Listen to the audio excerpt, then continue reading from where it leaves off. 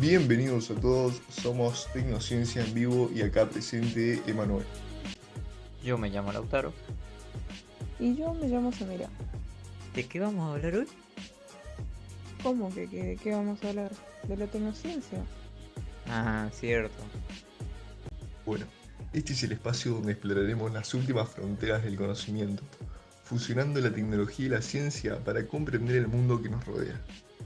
Desde los avances más recientes en inteligencia artificial hasta los descubrimientos más sorprendentes de energías renovables. Acá te mantendremos al tanto de todo lo que necesitas saber para estar al día en el fascinante mundo de la tecnociencia. Y miren, preparo un tema para contarles que a mí, por lo menos particularmente, me llama mucho la atención cómo la tecnociencia avanzó en este periodo y sería la carrera espacial que tuvieron Estados Unidos y la URSS. Después de la Segunda Guerra Mundial, el Consejo Internacional para la Ciencia, que fue una organización internacional no gubernamental que buscaba promover la cooperación internacional para el avance de la ciencia, propuso el Año Geofísico Internacional, que duraría desde el 1 de julio de 1957 hasta el 31 de diciembre de 1958. La idea era usar los avances tecnológicos de la guerra con fines pacíficos. Esta organización en julio de 2018 se fusionó con el Consejo Internacional de Ciencias Sociales y formaron el Consejo Científico Internacional, y así está hasta hoy. Bueno, la cuestión era que en este periodo los Estados Unidos y la URSS publicaron que iban a enviar satélites al espacio.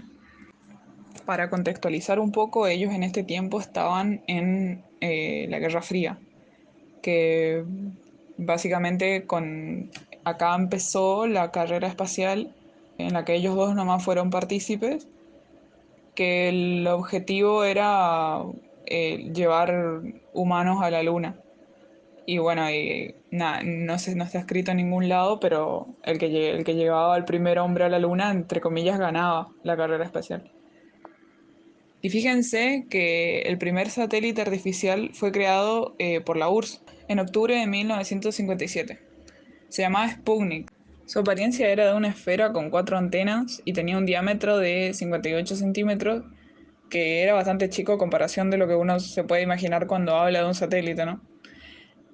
Duró 3 semanas en órbita enviando señales de radio a la Tierra, y los estadounidenses escuchaban estas señales y era como que eso les recordaba a que esa esfera de metal estaba en el espacio y no la habían enviado a ellos.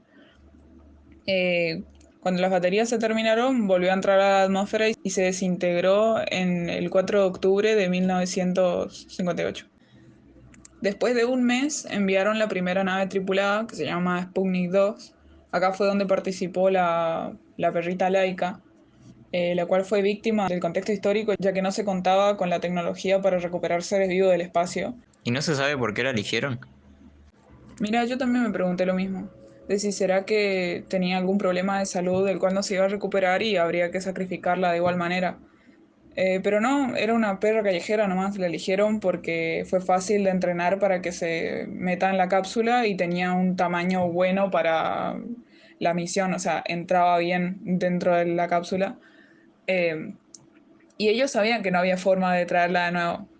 Dicen que la cápsula contaba con un sistema que aplicaría la eutanasia en caso de que se esté quedando sin oxígeno. Pero en el 2002 se publicó que en realidad murió de sobrecalentamiento en la cuarta órbita. Pero bueno, aportó mucho a la ciencia. Le hicieron un monumento en Moscú. Yo creo que podrían haber pensado mejor su toma de decisiones, pero bueno. Después, en marzo de 1958, Estados Unidos puso en órbita un satélite que se llamaba Explorer 1. Medía 203 centímetros, su forma era parecida a la de una bala. Tenía dispositivos que detectaban impactos de micrometeoritos y erosión. Lo siguiente a esto fue el primer satélite que funcionaba con energía solar. Se llamaba Vanguard 1. Fue lanzado en mayo de 1958 y todavía continúa en órbita. A partir del programa Vanguard se crearon los programas Pioneer, que estaba destinado a lanzar satélites, el programa Surveyor, que se enfocaba en detectar zonas para alunizar, y el programa Apolo, que tenía como objetivo llevar el primer hombre a la Luna. Siguiendo con la cronología, la URSS en 1959 envió una sonda llamada Luna 3. la cual tomó fotos de la cara oculta de la Luna por primera vez. A este programa de la URSS le decían Lunik también, porque por problemas de traducción en el oriente le empezaron a decir Lunik, y bueno, era Luna. A esta misma sonda, un mes después de su lanzamiento, los estadounidenses la secuestraron durante 6 horas de un museo de la URSS, con el objetivo de analizarla y tener detalles de cómo estaba compuesta, y después la devolvieron sin que nadie lo note. Después, en abril de 1961, llegaría el primer humano en el espacio, que fue Yuri Gagarin, pilotando el Vostok 1, que era un programa de la URSS, y logró una órbita entera en 108 minutos. Y Samira, ¿cómo era la nave? ¿Cómo se veía? Y la nave era como un cilindro corto con una esfera en la punta, donde estaba el astronauta. La mayoría de cosas que mandaba la URSS al espacio se veían o tenían cosas esféricas. Un mes después de esto, Estados Unidos mandó al espacio al astronauta Alan Shepard en el Freedom 7, misión la cual duró 15 minutos. La cápsula alcanzó una altura máxima de 187 kilómetros. En 1963, la URSS envía a Valentina Tereshkova, la cual fue seleccionada entre más de 400 aspirantes y 5 finalistas para pilotar el Vostok 6. La cápsula en 3 días realizó 48 órbitas. Durante el retorno, cuando se encontraba a una altitud de 6.000 metros, Valentina abandona la cápsula para descender en paracaídas y aterrizó en Rusia.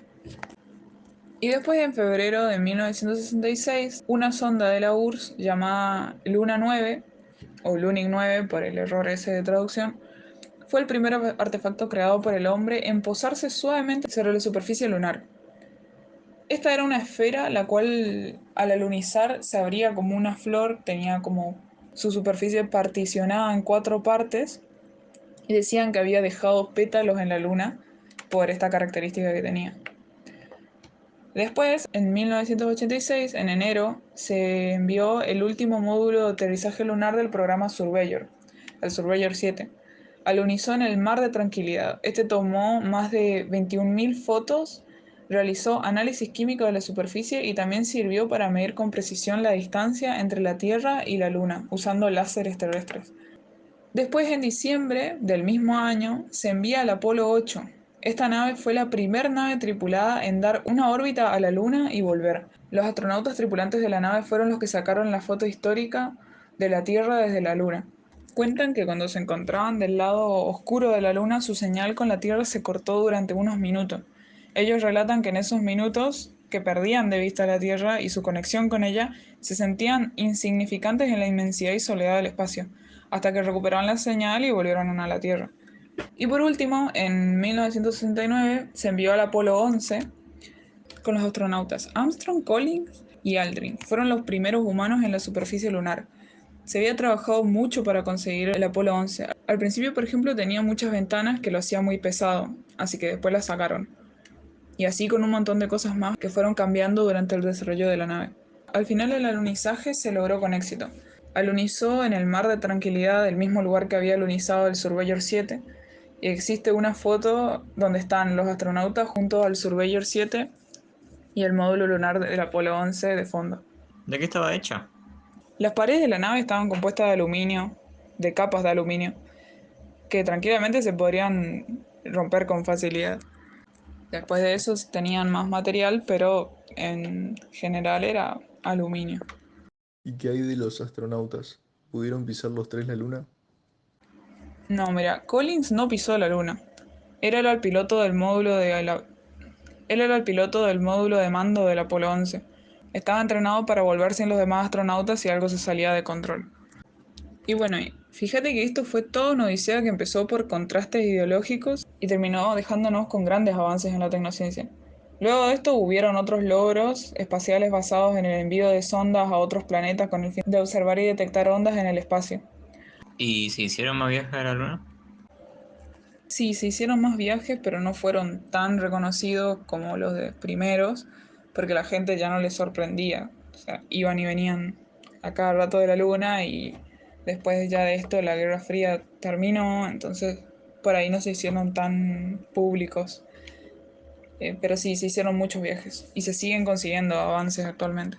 Terminando con lo que decía Samira, yo vengo a traer un nuevo tema al podcast que dice: podríamos estar pasando actualmente por la siguiente gran revolución de la tecnociencia. La energía renovable no es algo nuevo, pero con el tiempo se ha hecho cada vez más eficiente y se ha vuelto una opción más económica que las energías no renovables, como las fósiles. Además de bien sabido por el nombre, ser una fuente inagotable de energía.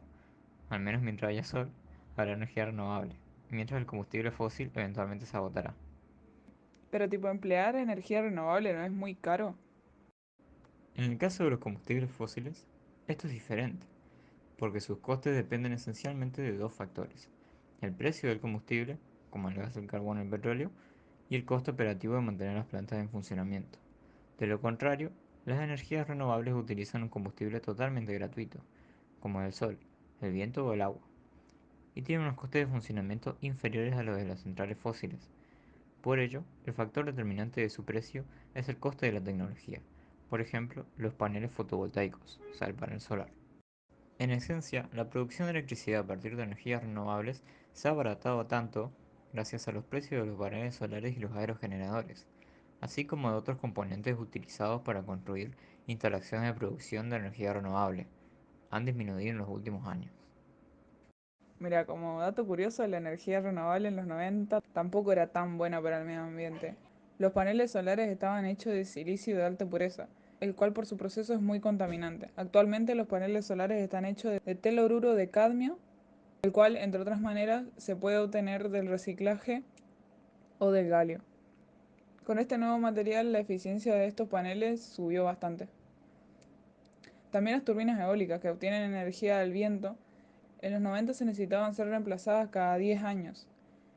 Eran poco óptimas, pero actualmente, por ejemplo, duran entre 25 y 30 años. Otra ventaja de la energía renovable es que la instalación y mantenimiento de infraestructura, la fabricación de equipos y componentes de desarrollo y diseño de tecnología son cosas en las que la energía renovable está brindando así más trabajos. El mundo, con el tiempo, está reduciendo cada vez más la emisión de CO2. Por ejemplo, con los vehículos eléctricos de Tesla, vehículos que son potenciados por baterías y bastante duraderos. Este funcionamiento a base de baterías no hace ni un mal a la atmósfera. Igual la extracción del litio es bastante contaminante, ¿o no? Sí, pero mucho menos comparado con los otros que emiten dióxido de carbono constantemente. Así es, las baterías de Tesla están hechas de litio, cuya extracción es contaminante, pero a comparación, mucho menos. A medida que la tecnología de baterías mejora y los costos de producción disminuyen, más fabricantes de automóviles comienzan a incursionar al mercado de los vehículos eléctricos. Se lanzaron una variedad de modelos eléctricos, desde automóviles compactos hasta camiones. La industria de los vehículos eléctricos sigue evolucionando con la introducción de nuevas tecnologías, como la carga inalámbrica, la inteligencia artificial para optimizar la gestión de la batería y la conducción autónoma. Además, se están explorando nuevas formas de almacenamiento de energía, como las baterías de estado sólido, que podrían ofrecer una mayor densidad de energía y tiempos de carga más rápidos. El futuro son las fuentes de energía renovables, las cuales son cada vez más baratas y mejores comparadas con las fuentes no renovables, y además, más industrias como la del automotor optan por opciones no contaminantes, lo que prueba que la tecnociencia, una vez más, ha hecho un bien a la humanidad y es el futuro para un mundo próspero y lleno de vida. Continuando este programa donde exploramos las maravillas de la ciencia y la tecnología, como última instancia nos sumergiremos en un tema que está transformando la forma en que vivimos, trabajamos y nos relacionamos. Estamos hablando de la inteligencia artificial. Podemos mencionar los motores de búsqueda que utilizamos para obtener información, los sistemas de recomendación que nos sugieren qué películas ver y la automatización del empleo. La IA, que es la sigla de inteligencia artificial, sin dudas está en todas partes y plantea una serie de interrogantes que no podemos ignorar. Sin embargo, también ofrece un sinfín de posibilidades para mejorar nuestras vidas y resolver algunos de los problemas más urgentes de nuestro tiempo. Seguro se preguntarán, ¿qué hace que la inteligencia artificial sea tan fascinante y a la vez tan controvertida? Es por eso que antes de dejarlos, trataremos de resolver estas cuestiones. Exploraremos su relevancia en la tecnociencia, en la actualidad, y nos sumergiremos en el apasionante mundo de sus aplicaciones y desafíos éticos. Pienso que antes de entrar en profundidad es necesario dar una definición de lo que es y representa la inteligencia artificial. En términos simples, la inteligencia artificial es una rama de la ciencia informática que tiene como objetivo diseñar tecnología que emule la inteligencia humana. Esto significa que, mediante la creación de algoritmos y sistemas especializados, las máquinas puedan llevar a cabo procesos propios de la inteligencia humana, como aprender, razonar o autocorregirse. Pero, ¿cómo funciona este tipo de tecnología? Esa es una muy buena pregunta, Lautaro. La manera en que opera una IA varía en función de sus objetivos y aplicaciones. No obstante, todos los sistemas de inteligencia artificial tienen un factor en común: el manejo de datos. Si bien el diseño de algoritmos y sistemas innovadores es parte esencial de la IA, los datos son piezas clave para su éxito. Es decir que, para funcionar eficientemente, la IA requiere de datos. Y de hecho, entre mayor sea el número de datos que recibe un sistema de IA, este podrá aprender más en menor tiempo. Y al procesar esta información, el software puede identificar patrones y aprender a responder dependiendo de sus objetivos. Así, por ejemplo, un sistema basado en el procesamiento del lenguaje natural, también conocido como PLN en sus siglas, puede no solo analizar y entender el lenguaje humano, sino que también puede llegar a generarlo por sí mismo. ¿Y hay más ejemplos sobre PLN? Por lo general no pensamos en las complejidades de nuestros propios lenguajes. Es un comportamiento intuitivo que se utiliza para transmitir información y significados, como palabras, signos o imágenes. Sin embargo, lo que a nosotros nos resulta natural es extremadamente difícil para las máquinas, ya que tienen que lidiar con una gran cantidad de datos no estructurados, la ausencia de reglas formales y la falta de un contexto o una intención real. Pero, a medida que la IA se vuelve más sofisticada, también lo hace el procesamiento del lenguaje natural, es decir, el PLN. Por ejemplo, los motores de búsqueda usan el PLN para mostrar resultados relevantes en función de comportamientos de búsqueda similares o de la intención de los usuarios, por lo que una persona promedio encuentra lo que busca sin necesitar grandes habilidades de búsqueda. Por ejemplo, Google no solo predice qué búsquedas populares pueden aplicarse a tu consulta a medida que escribes, sino que analiza el panorama completo y reconoce lo que intentas decir en lugar de centrarse en los términos de búsqueda exactos. También las funciones como el corrector automático, el autocompletado y el texto predictivo son tan comunes en nuestros teléfonos que le restamos importancia. El autocompletado y el texto predictivo se asemejan a los motores de búsqueda en el sentido de lo que predicen lo que querés decir en función de lo que escribís y a su vez terminan las palabras o sugieren otros términos relevantes. El corrector automático a veces incluso cambia algunas palabras para que el mensaje en general tenga mayor sentido. Estas funciones también aprenden de cada uno. El texto predictivo se personaliza en función de tu propio estilo a medida que lo usas. Como pueden observar, la inteligencia artificial puede influir en muchos aspectos de la vida humana y a medida que más avanza esta tecnología, más influye en la sociedad. Uno pensaría que existen ciertos estándares éticos que minimicen los posibles impactos negativos que pueda llegar a tener en la sociedad. Ahora bien, entendiendo que la ética es un conjunto de principios morales que nos ayudan a discernir entre el bien y el mal, la ética de la inteligencia artificial es un conjunto de pautas que asesoran sobre el diseño y los resultados de la inteligencia artificial. Los seres humanos tienen todo tipo de sesgos cognitivos, como los sesgos de actualidad y de confirmación. Y esos sesgos inherentes se exhiben en nuestros comportamientos y posteriormente en nuestros datos. Dado que los datos son la base de todos los algoritmos de Machine Learning, es importante estructurar experimentos y algoritmos con esto en mente, ya que la inteligencia artificial tiene el potencial de amplificar y escalar estos sesgos humanos a un ritmo descabellado.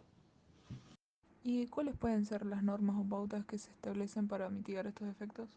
Bien, como menciona Samira, existe un cierto consenso en torno a incorporar dos importantes puntos. Uno es la gestión. Las empresas pueden aprovechar su estructura organizativa existente para ayudar a gestionar la inteligencia artificial ética. Si una empresa está recopilando datos, es probable que ya haya establecido un sistema de gestión para facilitar la estandarización de los datos y el aseguramiento de la calidad. Es probable que los equipos legales y regulatorios internos ya se estén asociando con equipos de gestión para garantizar la conformidad con entidades gubernamentales, por lo que ampliar el alcance de este equipo para incluir inteligencia artificial ética es una extensión natural de sus prioridades actuales. Este equipo también puede gestionar la conciencia organizacional e incentivar a las partes interesadas a actuar de acuerdo con los valores y estándares éticos de la empresa. Por ejemplo, las empresas líderes en inteligencia artificial están interesadas en estructurar estas pautas, ya que las mismas han comenzado a experimentar algunas de las consecuencias de no respetar los estándares éticos en sus productos. La falta de diligencia en esta área puede tener repercusiones legales y normativas y dar lugar a costosas sanciones, además de afectar a la reputación de las mismas. El otro punto es explicabilidad. Los modelos de Machine Learning, en particular los modelos de Deep Learning, se denominan con frecuencia modelos de caja negra, ya que generalmente no está claro cómo un modelo llega a una decisión determinada. Según un estudio, la explicabilidad busca eliminar esta ambigüedad en torno a la creación del modelo y los resultados del modelo mediante la generación de una explicación comprensible para los humanos que exprese la lógica de la máquina. Este tipo de transparencia es fundamental para generar confianza en los sistemas de inteligencia artificial y así garantizar que las personas comprendan por qué un modelo llega a una decisión determinada. Y si podemos comprender mejor el porqué, estaremos mejor equipados para evitar los riesgos de la inteligencia artificial como el sesgo y la discriminación. Por último, para cerrar la temática a concluir, me gustaría hacer un breve listado de las oportunidades e inconvenientes que nos trae esta interesante herramienta en la actualidad. Para empezar, los inconvenientes. Uno es la falta de accesibilidad. Si bien la inteligencia artificial tiene aplicaciones en muchas áreas, el costo de desarrollarlas es muy elevado, por lo que su acceso es aún muy limitado. Oferta insuficiente de profesionales cualificados. Al ser un campo de estudio relativamente joven, existe una falta de profesionales que cuenten con la formación y la experiencia para atender las necesidades de la industria. Escepticismo a nivel profesional. A pesar de los grandes avances que se han visto en los últimos años, aún existe mucha desinformación y prejuicios en torno a los usos de la inteligencia artificial. Como consecuencia, existen sectores de la población que rechazan su implementación. Ética y privacidad. La recopilación masiva de datos para alimentar algoritmos de inteligencia artificial plantea preocupaciones éticas sobre la privacidad de los individuos y el uso indebido de la información personal. Sesgos algorítmicos. Los algoritmos de IA pueden reflejar y amplificar sesgos inherentes en los datos con los que son entrenados, lo que puede llevar a decisiones discriminatorias o injusticias en áreas como la contratación, la justicia penal y la evaluación crediticia. Desplazamiento laboral. La automatización impulsada por la inteligencia artificial puede resultar en la pérdida de empleos en ciertos sectores, lo que plantea desafíos económicos y sociales relacionados con la reestructuración laboral y la capacitación de la fuerza laboral para trabajos del futuro. Ahora, en cuanto a oportunidades, tenemos eficiencia y productividad. La inteligencia artificial puede automatizar tareas repetitivas y optimizar procesos, lo que conduce a una mayor eficiencia y productividad en una variedad de industrias. Personalización y recomendaciones. Los sistemas de inteligencia artificial pueden analizar grandes volúmenes de datos para ofrecer recomendaciones y experiencias personalizadas a los usuarios, mejorando la satisfacción del cliente y la relevancia de los servicios ofrecidos. Avances en la medicina. La inteligencia artificial está siendo utilizada para acelerar el diagnóstico médico, descubriendo nuevos medicamentos y mejorando la atención al paciente, lo que podría llevar a avances significativos en la prevención y el tratamiento de enfermedades. Innovación y descubrimiento. La inteligencia artificial impulsa la innovación al permitir el descubrimiento de patrones y relaciones en datos complejos que podrían pasar desapercibidos para los humanos, lo que abre nuevas posibilidades en campos como la investigación científica y el desarrollo de nuevos productos y servicios. Atención constante. La implementación de sistemas de inteligencia artificial tiene la gran ventaja de no depender de horarios, ni días, ni feriados. Esto garantiza que el servicio sea interrumpido, haciendo que el análisis y la recolección de datos sea constante. Y por último, alta precisión. Al eliminar la posibilidad de los errores humanos, la IA ofrece resultados acertados con un mínimo margen de error. De la misma manera, usar inteligencia artificial en la fabricación, el ensamblaje o incluso en la medicina permite llevar a cabo trabajos más precisos. Muy bien, antes de despedirnos, es crucial recordar que la tecnociencia no solo nos ofrece un sinfín de beneficios y posibilidades, sino que también nos desafía a enfrentar nuevos obstáculos y dilemas éticos. Sin embargo, en la balanza de la historia, los beneficios han pesado más que los inconvenientes. Estar dispuestos al cambio y abrazar la innovación nos permite aprovechar al máximo el potencial transformador de la tecnociencia, desde mejorar la calidad de vida hasta abordar los desafíos globales. Cada avance nos acerca un poco más a un futuro más brillante y prometedor para la humanidad. Sí, en lugar de temer al cambio, abracémoslo con entusiasmo y determinación. Tenemos que tener en cuenta que cada descubrimiento, cada avance tecnológico nos ofrece la oportunidad de hacer del mundo un lugar mejor para todos. Nos vemos, chicos.